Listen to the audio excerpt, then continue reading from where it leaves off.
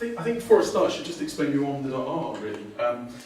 At the end of the previous presentation, we kind of were talking about delivery, integrating and options for retailers, and Stuart and Shuttle were mentioned, and we weren't, and that's okay, because people always forget about us, but it's... So On the Dot is the retail division of CitySprint, okay? So I'm the head of sales in the UK for CitySprint, and On the Dot is our retail division.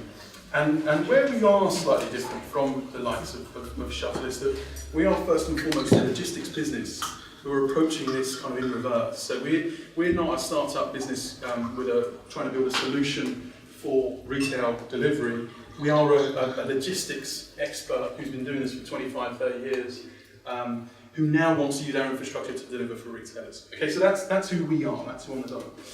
The title of this presentation today is to delight the urban customers. So I just need to, I put that there as a reminder for myself really, just as a bit of a prompt, but to kind of talk about our customers.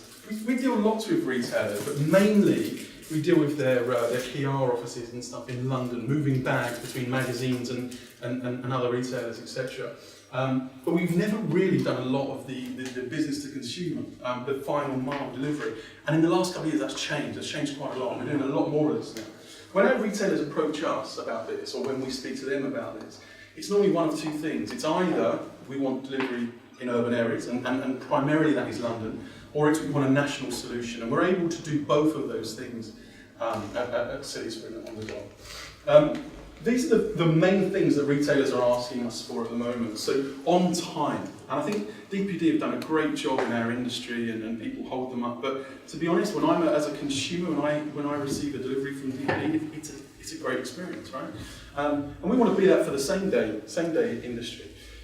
Fast. We've done fast for years. You know, we're the preferred supplier for people like Goldman Sachs and Citibank. So they phone us up and they say, I want this document moved across town and I want it now. So we have some really strict SLAs within London of picking up packages and contracts, etc.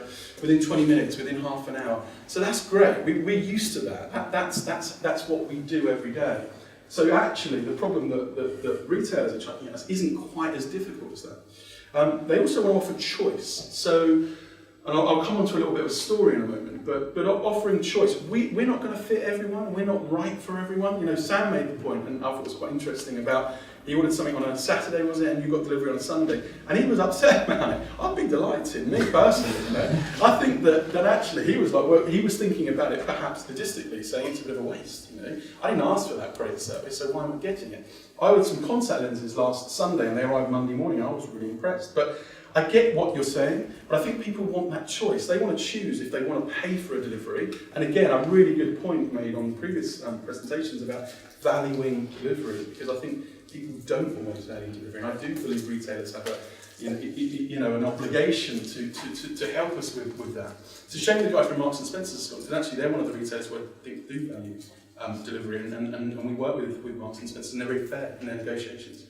And the other thing is returns. Retailers seem to have a problem with returns. So these are the things that people are talking to us about at the moment. The story that I was going to talk is it's a true one. It's a real one. It's not as interesting as personal as Sam's one, but essentially I was in Ealing. I live in a place called Hanwell that no one's ever heard of. Those of you all work in logistics, some of you may have heard of it. Okay, it's just a mile or two outside of Ealing in West London. And I was in Ealing Broadway, and my youngest son wanted a copy of the Guinness Book of Records, and we walked past the shop, and as you do sometimes, you're just like, okay, I'll get it later. Which kind of, when I got home, I thought that I'd have a look at what getting it later meant. I looked at Waterstone's website, and I looked at Amazon's website, and I compared the delivery options I had, and back to giving consumers choice of retailers. So these were all the options that I was given with Amazon. Pretty much everything, right? If you pay for it, you can choose whatever you like. And then I looked at the Waterstones website, and bear in mind, I'd seen the book. I knew it was in stock in Ealing. And these were the options that I was given. Now, I get the first three, but the bottom one was really disappointing for me, because I knew it was there. And I was happy to go and pick it up. But actually, because of the difference between them seeing their DC stock and managing their stores and their store stock differently, the order would be fulfilled from a central hub, and it would be sent to the store where I would go and pick it up. And actually, it's already there, right? So what a waste. So I looked at it online, and actually, This is the difference. So I'm a couple of miles away. So going back to the grilling side of things, Amazon could give that to me that evening, but would have to travel nearly 40 miles. Whereas I knew that the book was 2.5 miles up the road. In the end, I went and just bought it in the shop, right? I'm sure we all would have done the same. So what's preventing people from doing that? What's stopping Waterstones? And by the way, this isn't a dig at Waterstones. I love Waterstones. I wanted to buy from Waterstones. But some of the things that are stopping retailers doing are, one of the biggest ones is legacy systems. So stock visibility, store visibility, people don't have that. But I think for people that have bricks and mortar, they need to utilise them more. You know, Argos have had a great couple of years utilising their bricks and mortar, setting up mini hubs around the country that are picking up and delivering stock into their stores. And actually now if you look on, if you order anything on Argos, you'll see this. It's not just this is available or this isn't available, it's this is available or this is available after 1 or this isn't available. So actually they're fulfilling in the meantime as well. So if you want that and they've got it at a local store, they will deliver it into your store behind the scenes. So legacy systems are a big problem. Cost is a problem, and I think back to what we're saying, who values same day delivery or who values any type of delivery? How do they pitch it? Do they subsidise it? Do they charge the client? Is there a desire for it? And then operating models, this thing versus online sales versus offline sales, and who gets the sale? Does the shop get the sale? Does the online department get the sale? Some of these are preventing retailers. So what do we know about the people, about the consumers? So we're more social, we know that. Mentioned the Yodel site, which I've not seen before, I'll have a look at that later. We mentioned the Yodel site, and more knowledgeable. So I know that book is available in Waterstones, but actually I can get it probably a bit cheaper. That's not really a driving factor. I'd rather use Waterstones. But also I know that I can get it elsewhere, I can get it quicker, there's more options, etc. So we're more informed in our decisions nowadays. So when we're speaking to retailers, generally, we're just talking to retailers and asking the question of what are they doing. Some are very forward-thinking. Normally, the newer startup companies, and that's because they need to differentiate. And back to the point of getting the delivery the next night and it being over, above your expectations. I think sometimes people are doing that because they need to differentiate between another provider if you were to order it somewhere else. So sometimes people are doing that to differentiate. I'm just going to give you a couple of case studies of things that we've done recently that I thought might be interesting. So we were contacted by a company called Matches Fashion, who you may or may not know, but they're a very high-end fashion brand. They're a DC in West London, and with no bricks and mortar shops, it's all online. They already offered a same-day delivery that you could get within a 4-hour window, depending on when you ordered it. And they wanted to do something a little bit more interesting with it. So we came up with a solution for them where we offer 90-minute delivery from order within certain geographies in West London. Now we restrict that. We're trying to reduce our stem mileage and dead mileage as well. So we reduce where we can deliver to. Also practically, you can't deliver within 90 minutes in London to lots of places anyway, just based on traffic. So it's a very concentrated area. But if you live in one of those areas in West London, you can get your dress that's probably going to cost you 500 quid, or your suit that's going to cost you 800 quid. You can get it delivered within 90 minutes, which is a pretty interesting proposition, right? Also, they offer a time slot, 1 hour time slot, which is what On The Dot is primarily about. Okay? So they offer a 1 hour time slot. And what's interesting on the 1 hour time slot is that there's only about 20% of people, they offer both these services, only about 20% of their customers who want it same day want it within 90 minutes. The rest of them want it when they get home from work or at lunchtime or whenever it is convenient for them. So actually, it's not all about speed. We find that it's about convenience. That's what we're finding with the retailers are using. So another interesting case was Adidas, who were launching a sexy new football boot. And they wanted to try something a little bit different. And Adidas is a big beast of a brand of customers, you all know, I'm sure. But they wanted to do something very different and treat it almost as a starter. So you can't buy this football boot in the shops. You have to be invited to buy the football boot. You have to have a code. You can only buy it through an app, okay? And it's a social model. So they gave this code to 100 people, and they then get 5 codes, and then they pass it on, and then they pass it on, and then they pass it on, etc. And for the privilege of having the code, you can spend 250 quid on a pair of football boots, right? That's their model. That's what they wanted to do, and it's been great. It's been successful. But when they approached us, they spoke to us about holding and it being a London thing. And it hasn't been. What's been really interesting is that we went through a lot of pain of finding a central London location for them to hold these football boots. coming up with a great solution where they could, where we'd be fully integrated with their app. Everything is through app and through push notifications. And actually only 20% of all the deliveries are being delivered within the M25 on one of our same-day vehicles. Actually, 80% of those deliveries are being delivered everywhere else in the country, and they're getting an okay delivery experience, but it is a generic kind of, it's at hub, it's out for delivery, etc. So it's interesting what we've kind of working with M&S, and what we found is completely different to what they thought, which was 95% of all deliveries were going to be in urban areas. This is the product, which is pretty cool. It's a two-part product, so it's like a neoprene kind of inner, and then you slip on the out of it, right? I bought a pair. I didn't get any for free, so I bought a pair of these, but I coach under 9 football and we're pretty crap as well, so I don't wear it because I would look silly wearing those on side when we're getting beat 9-0. The other one that's interesting, and this isn't this is national, and this is another thing that some of the bigger retailers are asking us to do at the moment is Wickes is an interesting case study.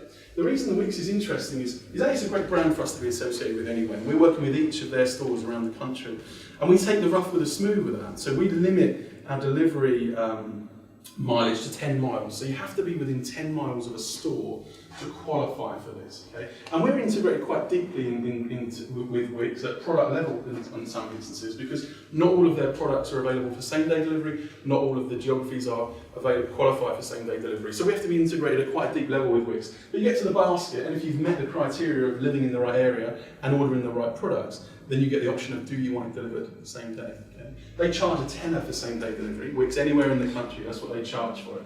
And again, back to how do you price that? Is that fair? Is that value or not? I think it's a start. You know, I think it's an okay starting point. From if you're offering next day delivery for whatever the going rate is nowadays on some of these retailers' websites, maybe 4 or 5 quid, 6 quid, 7 quid. I think £10 okay to start, right?